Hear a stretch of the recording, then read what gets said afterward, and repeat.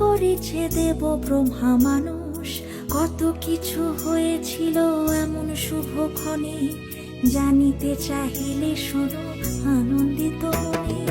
ভিক্ষু সংঘ বর্ষবাস শেষ করিবে আজ, ভুল ভ্রান্তি স্বীকারিবে ত্যাগে মহলাজ, অনুশীলন করিবে আজ মৈত্রী করুণা, দৃঢ় সৌহার্দ্য বয়ে আনবে প্রবারণা।